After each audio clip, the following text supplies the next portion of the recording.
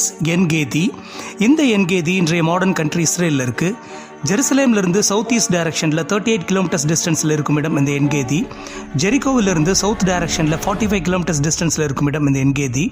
இந்த Ein Gedi dead சீயின் south west ஷோரில் அமைந்துள்ளது. என்கேதி என்பதற்கு fountain of kid or spring of goat என்ற பொருட்களும் உண்டு. என்கேதி என்ற ஊர் டெட் சீ பகுதியில் மிகவும் அழகான பசுமையான ஊராகும்.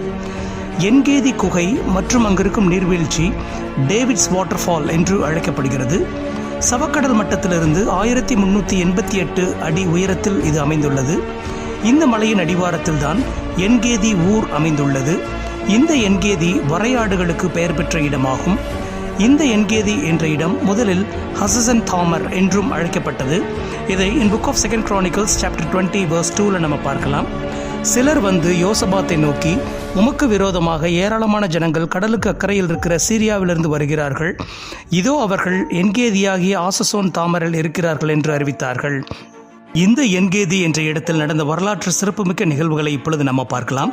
இயேசு கிறிஸ்துவுக்கு முன் 2000 ஆண்டுகளுக்கு முன்பாக ஆபிரகாம் கானான் தேசத்தில் வாழ்ந்து கொண்டிருந்த காலங்களில் இந்த என்கேதி என்ற இடத்தில் எமோரியர் வாழ்ந்து வந்தனர் என்பது வரலாறு.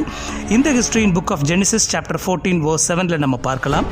திரும்பி காதேஸ் என்னும் என்பஸ்பாத்துக்கு வந்து அமலேக்கியருடைய நாடு அனைத்தையும் அசசோன் தாமரில் குடியிருந்த எமோரியரும் கூட சங்கரித்தார்கள் என்று பைபிளில் மென்ஷன் ஆயிருக்கு. இயேசு கிறிஸ்துவுக்கு முன் 1400ஆம் ஆண்டுகளில் இஸ்ரேல் மக்கள் எகிப்திலிருந்து கானான் தேசத்திற்கு வந்து இந்த தேசத்தை கைப்பற்றிய பிறகு இந்த இடம் யூதா கோத்திரத்திற்கு கொடுக்கப்பட்டது.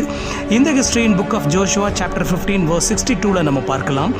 நிப்சான், உப்பு பட்டணம், என்கேதி இந்த பட்டணங்களும் அவைகளுடைய கிராமங்களும் உட்பட 6 என்று பைபிளில் மென்ஷன் ஆயிருக்கு.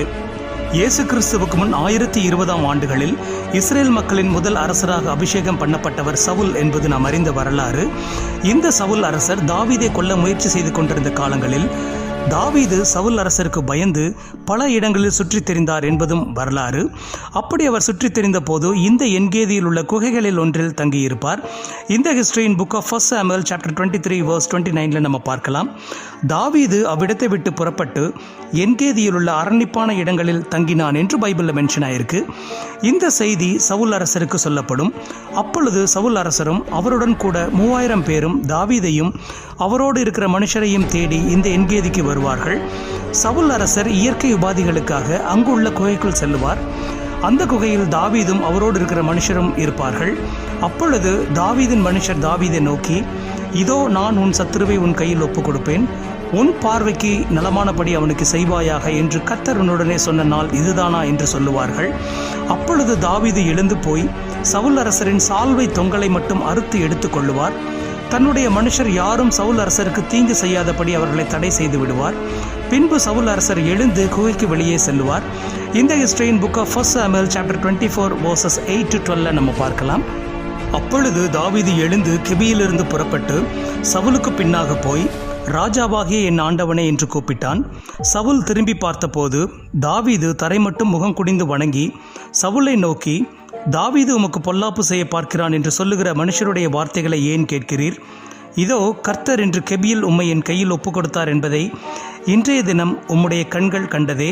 உம்மை கொன்று போட வேண்டும் என்று சிலர் சொன்னார்கள். ஆனாலும் என் கை உம்மை தப்பவிட்டது. என் ஆண்டவன் மேல் என் கையை போடேன், அவர் கர்த்தரால் அபிஷேகம் பண்ணப்பட்டவராமே என்றேன். என் தகப்பனே பாரும், என் கையில் இருக்கிற உம்முடைய சால்வையின் தொங்கலை பாரும். உம்மை கொன்று போடாமல் உம்முடைய சால்வையின் தொங்கலை அறுத்து கொண்டேன். என் கையிலே பொல்லாப்பும் துரோகமும் இல்லை என்றும் உம்மை நான் குற்றம் செய்யவில்லை என்றும் அறிந்து கொள்ளும். நீரோ என் பிராணனை வாங்க அதை வேட்டையாடுகிறீர். கர்த்தர் எனக்கும் உமக்கும் நடுவாக நின்று நியாயம் விசாரித்து கர்த்தர் தாமே என் காரியத்தில் உமக்கு நீதியை சரி கட்டுவாராக. உம்முடைய பேரில் நான் கை போடுவதில்லை என்று பைபிளில் மென்ஷன் ஆயிருக்கு. இதை கேட்ட சவுல் அரசர் தாவீதை நோக்கி சத்தமிட்டு அழுவார். இந்த ஹிஸ்டரியின் book of 1 Samuel chapter 24 verses 16 to 22 நம்ம பார்க்கலாம். தாவீது இந்த வார்த்தைகளை சவுலோடே சொல்லி முடித்த பின்பு, சவுல், என் குமாரனாகிய தாவீதே, இது உன்னுடைய சத்தம் அல்லவா என்று சொல்லி சத்தமிட்டு அழுது தாவீதை பார்த்து, நீ என்னை பார்க்கிலும் நீதிமான், நீ எனக்கு நன்மை செய்தாய், நானோ உனக்கு தீமை செய்தேன். நீ எனக்கு நன்மை செய்ததை இன்று விளங்க பண்ணினாய். கர்த்தர் என்னை உன் கையில் ஒப்புக் கொடுத்திருந்தும் நீ என்னை கொன்று போடவில்லை. ஒருவன் தன் மாற்றானை கண்டுபிடித்தால் அவனை சுகமே போக விடுவானோ? இன்று நீ எனக்கு செய்த நன்மைக்காக கர்த்தர் உனக்கு நன்மை செய்வாராக. நிச்சயமாகவே ராஜாவாக இருப்பாய் என்றும் இஸ்ரவேலின் ராஜபாரியம் உன் கையில் நடைபெறப்படும் என்றும் அறிவேன்.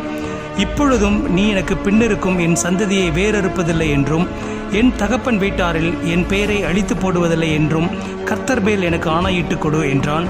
அப்பொழுது தாவீது சவுலுக்கு ஆணையிட்டு கொடுத்தான். பின்பு சவுல் தன் வீட்டிற்கு புறப்பட்டு போனான். தாவீதும் அவன் மனுஷரும் அரணிப்பான இடத்திற்கு ஏறி போனார்கள் என்று பைபிளில் மென்ஷன் ஆயிருக்கு. இந்த என்கேதி குகை சவுல் அரசருக்கும் தாவீதிற்கும் ஒரு வரலாற்று சிறப்புமிக்க ஒப்பந்தம் நடைபெற காரணமாக இருந்த இடம் என்ற போதிலும் இந்த என்கேதி குகையில் தாவீது சவுல் அரசருக்கு கொடுத்த ஆணையை சவுல் அரசர் மறந்து போனாலும் தாவீது தன்னுடைய வாழ்நாள் முழுவதும் காப்பாற்றினார் என்பது நாம் வியந்த மறக்க இயலாத வரலாறு. நாங்கள் கொடுத்துருக்க அந்த இன்ஃபர்மேஷன்ஸ் உங்களுக்கு யூஸ்ஃபுல்லாக இருக்கும்னு நாங்கள் நம்புகிறோம். தேங்க்யூ.